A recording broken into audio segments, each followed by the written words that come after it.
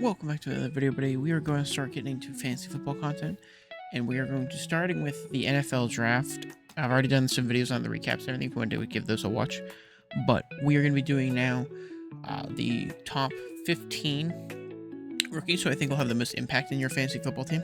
I also have 5 honorable mentions, so technically it's a top 20 list, but some of them I can't rank due to either not knowing if they're going to start, not knowing if they're going to make a team, and not knowing if they're going to be in a position where it will make a difference. And you'll see when we get to those honorable mentions here in a second. Now, with that being said, let's get to the honorable mentions here.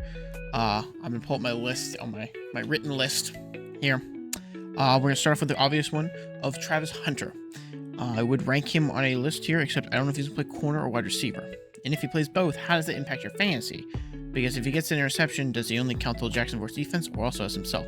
So that'll be an interesting one to see where they play him, where he ranks, depending on where they put him in fantasy. Because if he's listed as a defense, does everything he do, or if he only plays, if they don't list him as a receiver, but you get Jacksonville's defense, if he scores, does it help you, or is that just lost points? So that's an important thing to know and figure out. And I like to see that happens. The next one I have on here is Colston Loveland for the Bears, tight end. Honorable mention to him because I think it's a good tight end, but behind all of the other mouths you have to feed, and it's the other reason why the Bears receiver pick didn't make it on this list, it just heads up now, is because there's so much to feed on there. I don't know how much of an impact it will be. The next honorable mention on here is Jackson Dart to the Giants. Of course, everyone knows he's a quarterback, but and the reason I'm leaving him as an honorable mention and not actually ranking him on here is A, I don't know if he's going to start at all, and B, I don't know what leash they give him, because there's somebody on here who's ranked, obviously who was drafted ahead of him, that we know he's going to start and he's going to play, but they already have 2 quarterbacks in New York, so I don't know where they're going to put him and how he's going to play. Next one up here, of course, is a similar situation with Tyler Stroud, quarterback for the Saints, with Derek Carr retiring. We all assume he's going to start. They can go make a trade for a Giants quarterback, a Cleveland Browns quarterback, or something like that. Who knows? But there are some options there, and I gotta figure out what's going on there. And I can't say he'll be something if I don't know he's gonna be on the field. And the last one, for again the same exact reason, Shedeur Sanders. Him and Dylan Gabriel are gonna be in a matchup of their own there, but there's also it's a 5 quarterback room. There's only 4 other of them that can technically play because someone's injured, and thank gosh he's not on the field.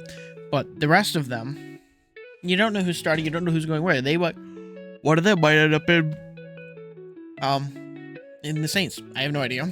It could be them, it could be Pickett, it could be Flacco, who knows. But those are the honorable mentions here, so let's actually get into the true top 15 part of this list here.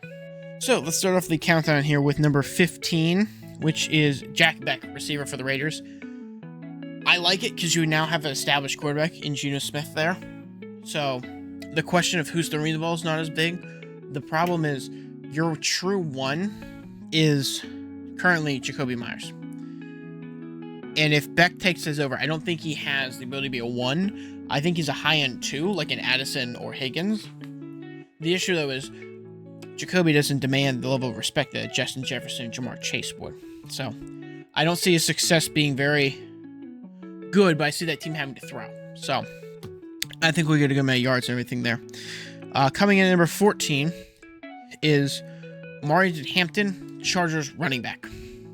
And the reason I say that is he is in a run-heavy offense with Jim Harbaugh. But there's another person in a similar offense who I have ranked much higher because the likelihood of them being a star is much higher. The issue for him is they have Najee Harris, and I believe they still have Dobbins or Edwards. I can't say for certainty, but even if they do, that's then a 2 to 3 running back system, and they're gonna probably 50-50, 30-30, for the most part. They're not gonna give one person all the work, and I think that's gonna be a problem with a running back, especially if it's in a PPR or half PPR, wherever you need those receiving yards, and I don't think he'll get all those. Number 13 goes to Mason Tyler of the Jets. For anyone who doesn't know, see Cole Kmet, see Pat Freiermuth. Whenever Justin Fields is in, the tight end tends to seemingly do a bit better. I see that not changing here. Of course, you have Garrett Wilson and everything, and Breece Hall, which is a similar setup to Pickens and Najee. Again, not to the same magnitude, but that will drive, since they're more, that will leave more of a tight end look open. And I think Mason Tyler will be able to fill that very well, provided they give him the chance. Again, it's a little more of a hesitation, but I think he has a better chance of getting on the field and getting more reps early on than the other ones. Which takes us to number 12. And this is the last quarterback on my list, Cam Ward, Tennessee. And let me preface this by saying I love rookie quarterbacks. I will draft a rookie quarterback almost every single year. I had Caleb Williams for the longest time. I dropped him for Bo Nix. I had Anthony Richardson the year before that, before he got hurt. I've had a rookie quarterback on my team every single year since I started playing whenever Deshaun Watson got drafted. So that just shows you how much I love rookie quarterbacks. And for me to put one this low kind of hurts me. But he's in a position where he's going to have to throw a lot. Yes, I don't like it because there's not many weapons to throw to. Like, you look at, like, Dart and Shroud. Like, there's Olave, Neighbors. Who else do we have? There's not much, but there's star options. Who is the star receiver for the Tennessee Titans? Who is any receiver for the Tennessee Titans that normally gets drafted? My point exactly. But there's not a lot to work with is the problem. So I worry for his ability to produce with what little is there. The next one on here, Mitchell Evans, Panthers tight end. I think he's going to end up being the tight end 1 for that team. And I have another Panthers player on here, if I'm not mistaken. Yes, but much higher. But there's not a lot of weapons, especially at the receiving, besides Xavier Legette currently, or coming into this draft. So I think he's got a good chance to shine early on here. But that is the bottom part of this top 15 list. I get to this middle section, B tier, out of the ABC tier, if you will. And it'll be a pretty interesting one here. All right, on to number 10 here, which is Cam Skattebo of the Giants. Reason being, I really like Cam Skattebo coming out of college. I think the Giants got a great pick there.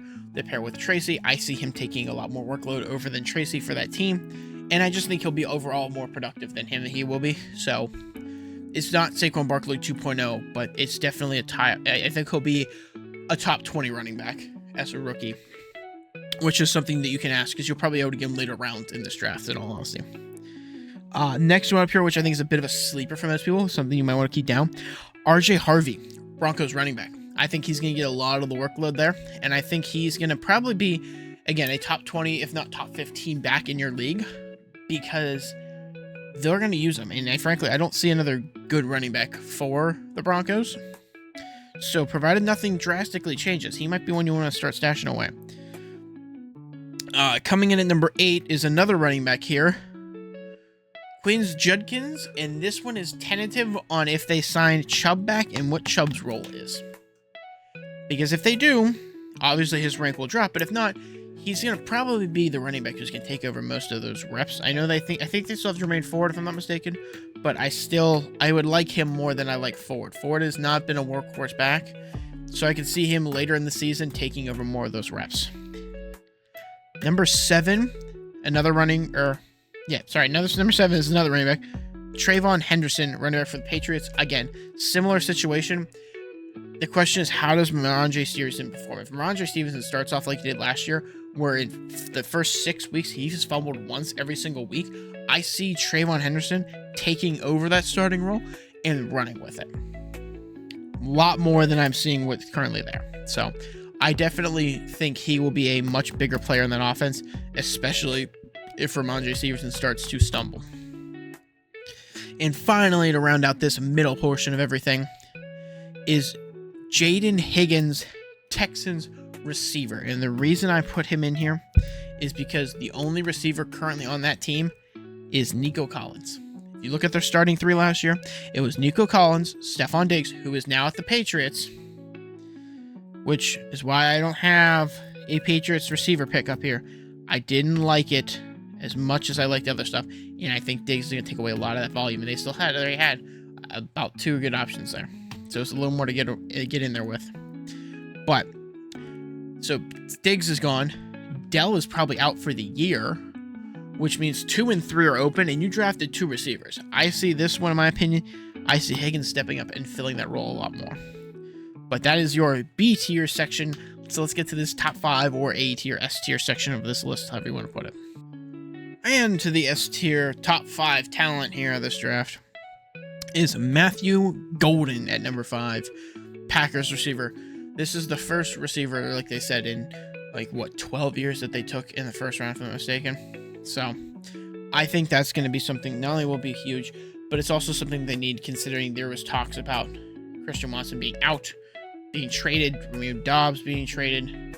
That kind of leaves holes in that receiving core, and I see him filling those and possibly even becoming a 1 or 2 in that offense at this moment. But that's a tough one to see. I see him being a good wide receiver 2, if not flex option 4, if you're looking for some talent there. Next, coming out at number 4 is I can't say his first name. Tetro McMillan, Panthers receiver. Obviously, like I said earlier, when I mentioned their tight end, they don't have a lot of talent on this offense in terms of receiving room, except for Leggett. So I think he's going to be a good 2. And again, to pair up with a young Bryce Young, I see that connection growing over this season and elevating the entire offense. So I think they're in a good spot there. Coming in at number 3, and this is why I said the Chargers Hampton one was a lot lower than this person, which is Caleb Johnson, running back for the Pittsburgh Steelers. And the reason he is at 3 is this is definitely a run-heavy team. A little bit biased because I'm a Steelers fan, but run-heavy team. But also to note that Najee Harris had a large workload over Jaylen Warren, and I don't see Jaylen Warren stealing that primary workload. I see that going to Caleb Johnson. So, but I can see Caleb Johnson being somewhere again in the top 15. I don't want to say top 10. I feel like that's a little high, especially now coming out so soon, but definitely not out of the question. And finally, in your top 2, and these 2 are going to be a little bit surprising for everybody. Number 2, Ashton Genty, running back for the Raiders. And the reason why is, of course, workhorse running back, generational running back. You're going to stick him into this team. They're going to obviously try to run him when they can, but they're going to have to probably throw a bit more than you want to. And I think that is going to be a problem for this team, is that's why he's going to lose out on some stuff, is they can't give him the volume that he was getting in Boise. Now, I'll admit, this last one here is going to shock some people, so you're going to have to listen to me. Might be a bit controversial, but I think the reason he gets so high is because of how lackluster the position is how hard it is to find talent. For anyone who doesn't know fantasy football and can figure out what I'm talking about, of course, I'm talking about a tight end, and that tight end is Tyler Warren of the Colts. With how athletic he is and how much you have a running quarterback, you have Jonathan Taylor, you still have Dobbs. These are all people you can make plays with in the backfield. I see Warren becoming a very valuable asset, utilized a lot, possibly even throwing at some points, and I think that's what's going to put him above everything else in this tight end position. If they're smart and they use him like that, he will be elevated to a top 3 behind, my opinion, he's going to be behind Kelsey. I think Kelsey's going to have a good year still. Kittle, maybe Hawkinson or Laporta. But even then, those guys didn't produce. I think he marks himself as a solid top 3 talent this year. And then we depending on how he moves and everything, might improve that for next year. But with that being said, that is how we think, or how me thinks the draft is going to affect your fantasy football plays. Come back for the next couple of videos as this starts to come out. And as we start more fantasy football content, we'll be rolling out more and more videos regarding positions and who we think should be drafted where, and who use a top 12. We're going to be doing top 20 for everything here, because if you have a 10-person league, I'm giving you 2.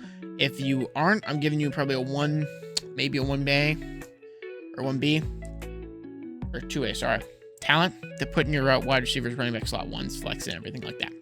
So with that being said, I hope you guys enjoyed. Come back for another one, and I'll see you guys with more fantasy football content. Have a good one.